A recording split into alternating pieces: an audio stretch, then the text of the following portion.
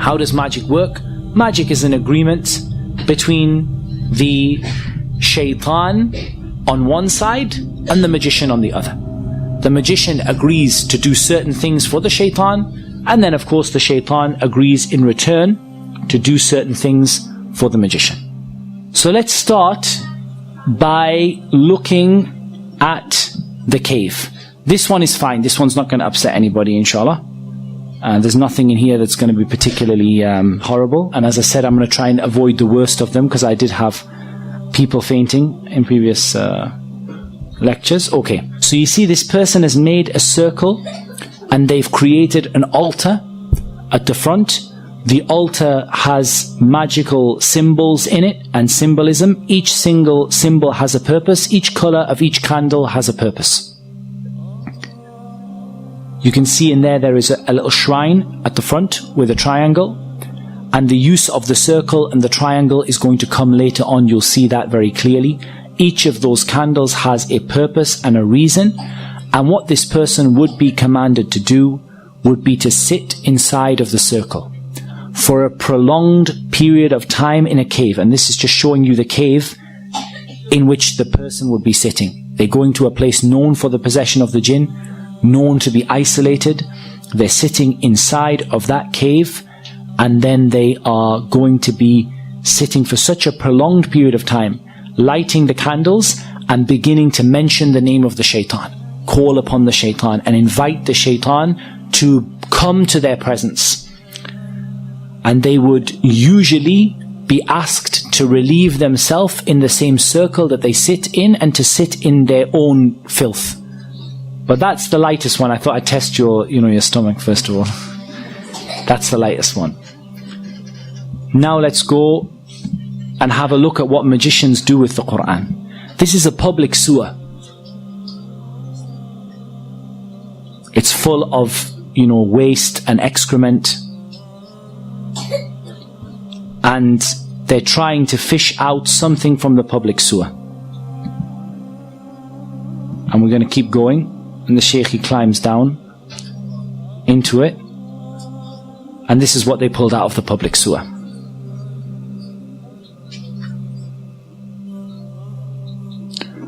As you can see, this is a copy of the Quran that has been used in a public sewer. It's covered in human filth. It's covered in sewage. And they now have to clean and purify this copy of the Quran. Just in case you thought that was a one-off, we'll show you another video. This one has 51 copies of the Mus'haf that have been disgraced by the magicians. As you can see, they are covered, these are all copies of the Quran. They are covered in knots. They are covered in filth inside of them. They're going to open one of them up. They're covered in pins like voodoo dolls. They're cutting them open, and you see the state of the Mus'haf inside. You can see the color of the water that is coming off of the copies of the Quran as they're washing them, as they're opening them.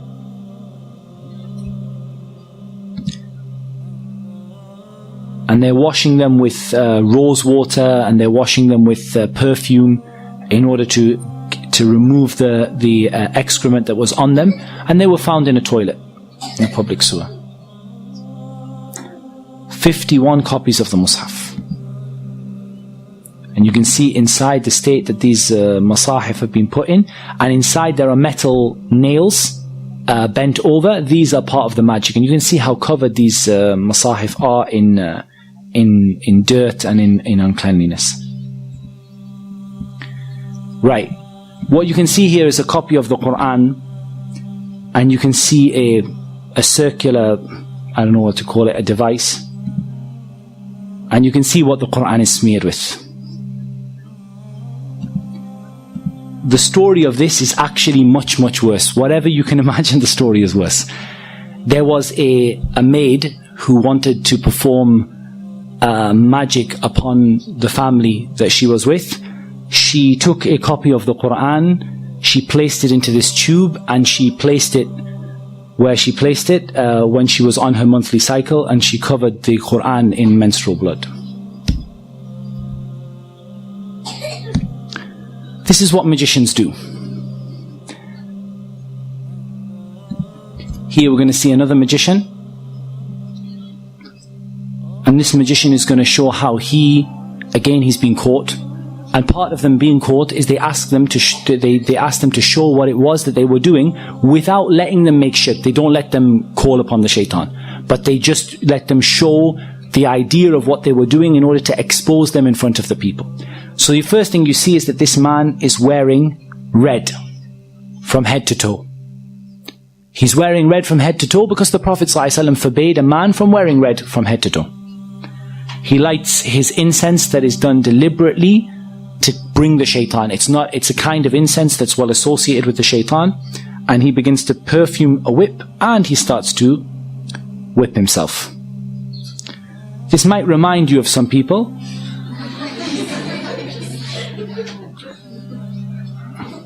And I'll make no further comment on that. Now, what you can see there is curtains on the wall that again he has disobeyed the Prophet ﷺ by placing curtains all over the wall. And what you see here is blood stains on the curtains. Now, what he would do is he would sacrifice a rooster. The rooster that's associated with the calling of the people to the Fajr prayer. They would sacrifice a rooster to other than Allah. To sacrifice a rooster to the shaitan and then allow it to flap around the room, spreading the blood all over the walls. And then you would see what this person would do. They have some more little tools that they use. They would then lie in a position of humility and a position of lowliness. And you're going to see. And they would stay in that position calling upon the shaitan.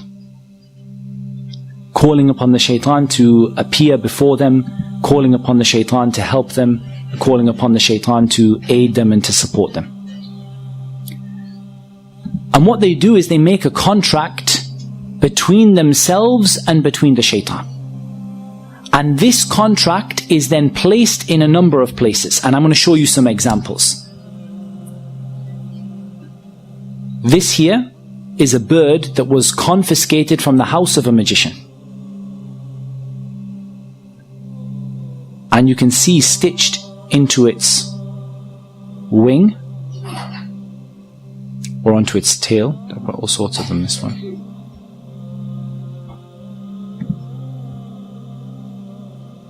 That's stitched onto its wing. You have either a written piece of paper with the magic written on it, or you have various strings and threads that have been blown, the magic has been blown over them. I think the other one is a little clearer, so I'll put the other one on. So this is another bird that was confiscated from the house of a magician, and you can see very, very clearly there that it has stitched into its wing a contract that is written between the magician and between the shaitan.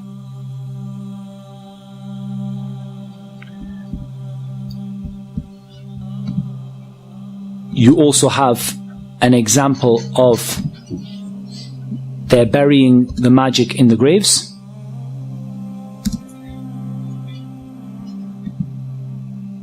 So they go out to a grave and they dig inside the grave. They've caught a magician, or they've been informed by a magician as to where the magic is hidden. And you're going to see that they bring out from the grave, they've been told what side of the grave to look at, and they bring out usually a plastic bag, and the bag has various magical items in it. You can see there that you have the letters and the symbols that we're going to talk about tomorrow, and you're going to learn about what those symbols and letters mean. We'll show you another one that comes out of the grave.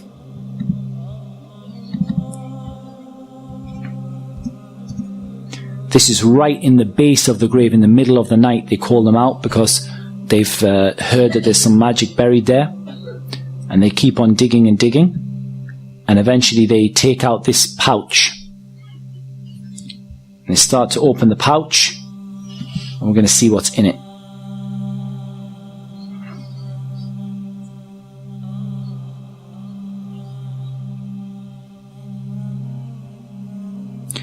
That looks like somebody's vest.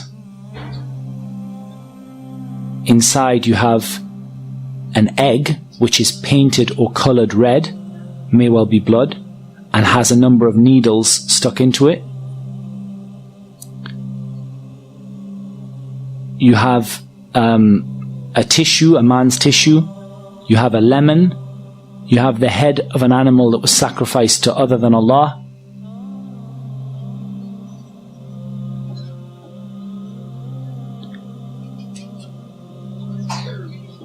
And it's not uncommon for them to put inside of the head of the animal some magic. And you have these writings, you have all sorts, it's covered in blood. You have a child's nappy in there. And you have a sanitary towel. And there's some Quran in there as well.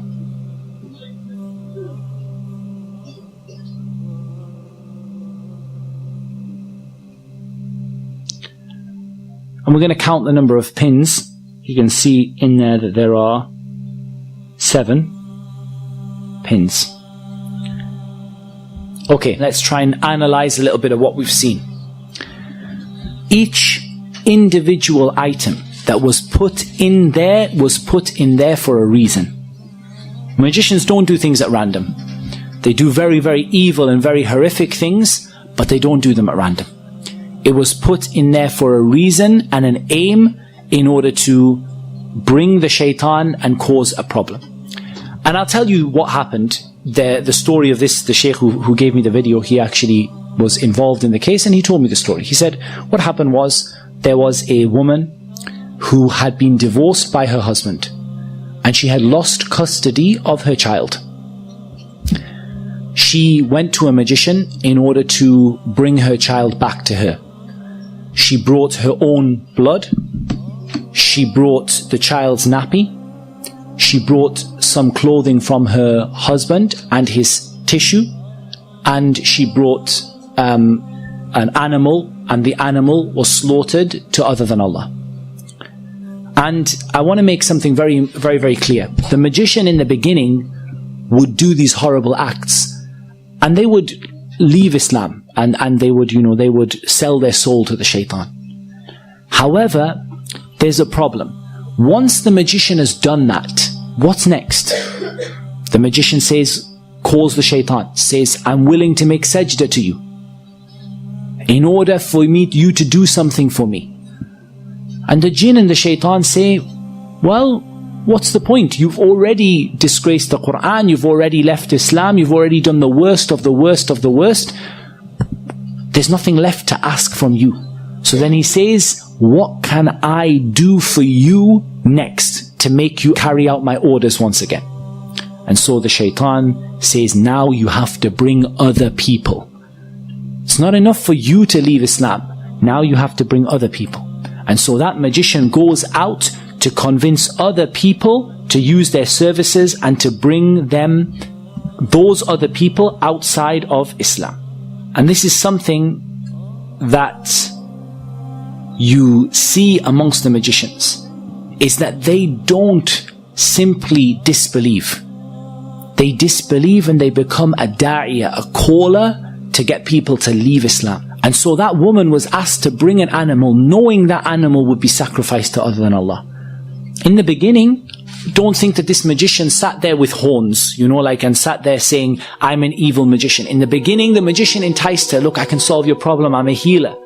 But when it comes to the crunch, you're going to have to bring me an animal to be sacrificed. She knows and he knows that animal is going to be sacrificed to other than Allah. When he asks her to bring a sanitary towel, he asks her to bring a nappy, she knows what's going to be done with it. But he has to get her to make that step so that she would leave Islam. And when she leaves Islam, then the jinn will now do another act for him and would afflict her husband and cause him to lose the custody of his child, and for the child to go back to the mother, or afflict the husband to make him love the woman again. And of course it should be mentioned that they never bring anything good. And they never, ever, ever are successful in what they do. وَلَا يُفْلِحُ السَّاحِرُ حَيْثُ أَتَى. The magician will never be successful wherever they are. and the husband would go insane, fall in love with his wife once again, go back to his wife. Within a few months, he will have fallen out with her again. It doesn't bring anything but evil for everybody. It doesn't bring people back together.